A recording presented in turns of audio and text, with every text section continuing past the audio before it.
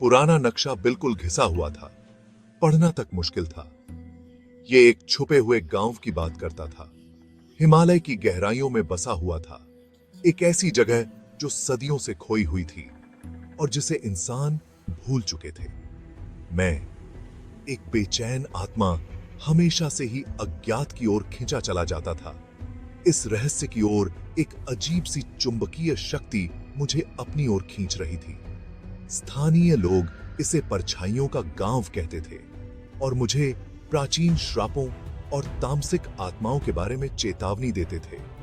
लेकिन उनकी चेतावनियों ने सच्चाई का पता लगाने की मेरी इच्छा को और भी तेज कर दिया। मैंने अपना बैग पैक किया। मेरी रीढ़ की हड्डी में सिहरन दौड़ गई। मेरा रोमांच शुरू हो चुका था। यह सफर बहुत कठिन था। कई दिनों तक खतरनाक पहाड़ी रास्तों और घने धुंध भरे जंगलों से गुजरना पड़ा। जैसे जैसे मैं पहाड़ों के बीचों बीच गहराई में जाता, हवा ठंडी होती गई, सन्नाटा और गहराता गया। मन में शंका घर करने लगी। क्या मैं किसी बेवकूफी भरे सपने के पीछे भाग रहा था? क्या यह गांव कभी था भी या नहीं? जैसे ही मैं अपनी तलाश छोड़ने वाला था, मेरा सामना एक संकरे, उगे हुए रास्ते से हुआ जिसे पहचानना लगभग नामुमकिन था। यही था वो रास्ता, परछाइयों के गांव का प्रवेश द्वार। जैसे ही मैंने रास्ते पर पैर रखा, डूबते सूरज ने लंबी, खौफनाक परछाइयां बना दी। चारों ओर एक अजीब सी खामोशी छा गई थी। सिर्फ यही ही मेरी अपनी सांसों की आवाज और मेरे दिल की धड़कन से टूट रही थी। मुझे ऐसा लग रहा था जैसे जंगल मेरे चारों ओर सिमट रहा है, एक जीवित इकाई जो मेरी हरकत पर नजर रखे हुए है। मुझे बेचैनी महसूस हुई, अज्ञात का एक आदिम डर। लेकिन मैं आगे बढ़ता रहा, एक अदृश्य शक्ति द्वारा रहस्य की गहराई में खींचता चला गया। जैसे जैसे अंधेरा गहराता गया, जंगल अजीब और गरीब आवाजों के साथ जीवंत हो उठा। ऐसा लग रहा था जैसे पेड़ खुद फुसफुसा रहे हों, सरसराते पत्ते भूली बिसरी बातचीत के टुकड़े ले जा रहे हों। हवा काफी ठंडी हो गई। पेड़ों से होती हुई हड्डी कंपाने वाली हवा चल रही थी। मुझे एक मौजूदगी महसूस हुई। अनदेखी निगाहें परछाइयों से मुझे देख रही थीं। क्या यह मेरा वहम था या वाकई जंगल में कोई खौफनाक चीज छिपी हुई थी? रास्ता घूमता और मुड़ता हुआ मुझे जंगल के बीचों बीच ले जा रहा था। मेरा सामना एक टूटे हुए पत्थर के तोरण द्वार से हुआ जो आधे से ज्यादा उगी हुई बेलों से ढका हुआ था। एक लिखावट जो मध्यम रोशनी में बमुश्किल ही दिखाई दे रही थी ने मेरी रीढ़ की हड्डी को हिलाकर रख दिया। जब तक वापस जा सकते हो चले जाओ।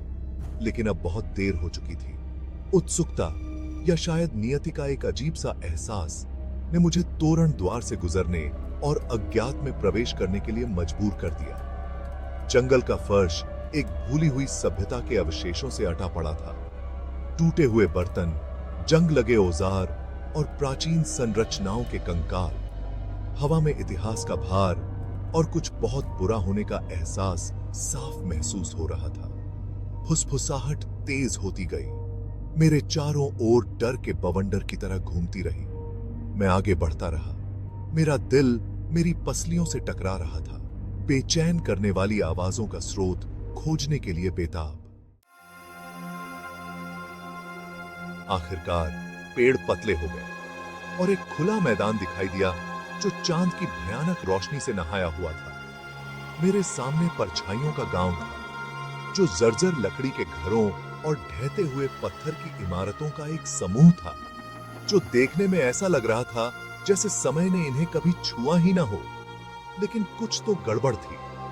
गांव में एक अजीब सी खामोशी छाई हुई थी जो सिर्फ एक जंग लगे मौसम बताने वाले यंत्र की उदास आवाज से टूट रही थी।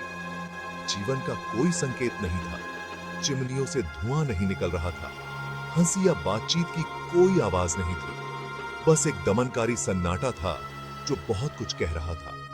मैं सावधानी से पास वाले घर के पास पहुंचा। जंग लगे दरवाजे के नॉब पर मेरा हाथ मंडरा रहा था।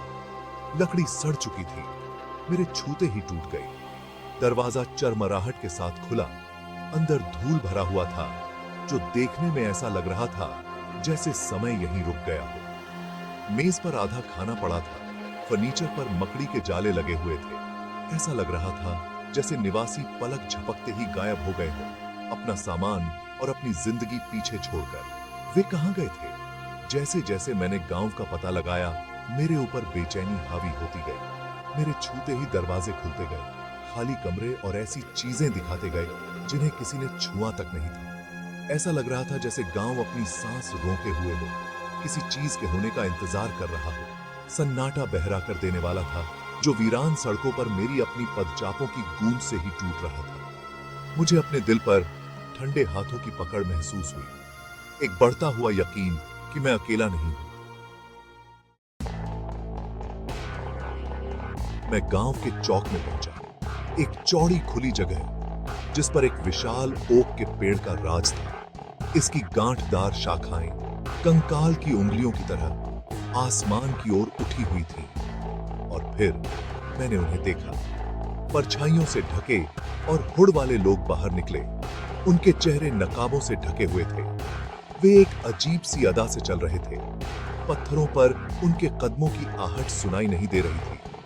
मेरा दिल दहशत से भर गया जब मुझे एहसास हुआ कि मैं किसी प्राचीन और निषिद्ध चीज का गवाह बन रहा हूं। वे लोग ओक के पेड़ के चारों ओर इकट्ठा हो गए।